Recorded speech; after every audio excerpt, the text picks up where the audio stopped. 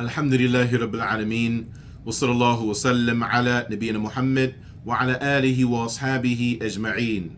Amma ba'd, we continue with our daily lessons as we now come to this section that is entitled Mawani'u Ijabat ad-Du'a, that which prevents dua from being answered.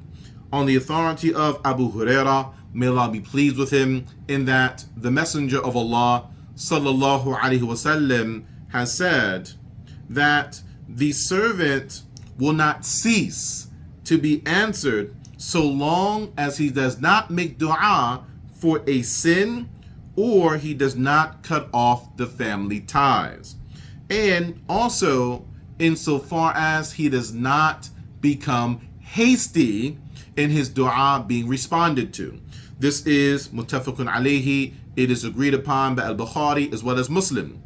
And on the authority of Ubadah ibn Samit, may Allah be pleased with him, in that the Messenger of Allah sallallahu alaihi wasallam has said, there is no Muslim upon the earth who makes dua to Allah the Exalted with a dua except that Allah will either give it to him or he will divert away from him its equivalent in harm, so long as he does not make dua for something that is sinful, and so long as he does not break the family ties.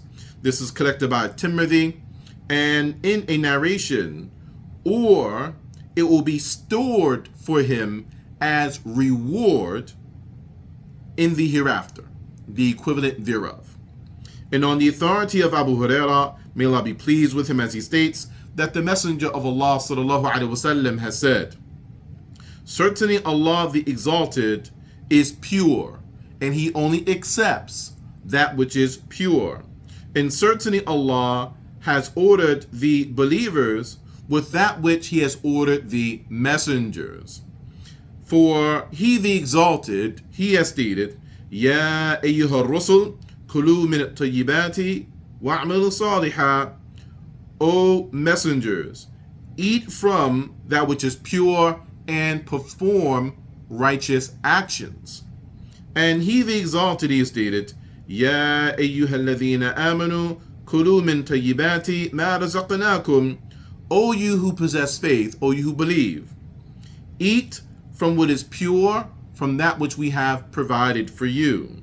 And thereafter he made mention of the person who was upon a long travel, and his hair was disheveled and his clothing was tattered, and he extends his hands and his arms up toward the heavens, saying, Ya Rabbi, saying, O my Lord, all the while his food is haram, his drink is haram, his clothing is haram, and he provides for himself and gives himself nutrients by way of that which is haram. So then how can he be responded to?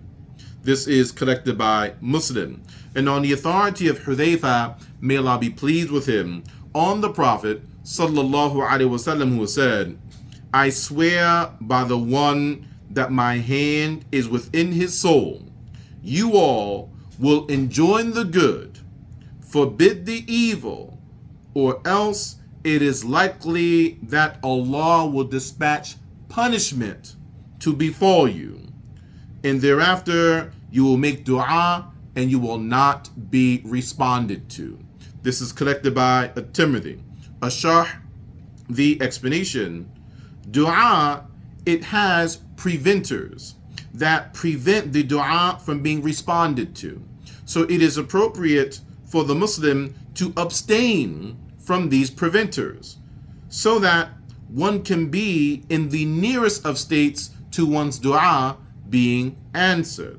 However, this doesn't mean, though, that it is binding that what one is making dua for, that it won't occur. For Allah the Exalted, He is Al-Alim, He is omniscient, He is the all-knowing, and He knows what is appropriate for the servants, and He may opt to store that dua away as some form of a reward for the servant on the day of resurrection. Or perhaps by way of a dua that the servant has made, he may deflect in equivalent harm away from the servant. So it is appropriate for the Muslim that when the Muslim makes dua, that the Muslim does not give up hope, does not go into despair concerning Allah responding to that dua, even if the servant does not perceive that the dua has been actualized in front of him or in front of her. Al-Fawaid, points of benefit from this section. Firstly, eating from the haram and wearing haram clothing, these are from the preventers of dua being answered. Secondly, being hasty and seeking out one's dua to be responded to is a preventer of one's dua being answered, because from a perspective, this is giving up hope and going into despair concerning the mercy of Allah.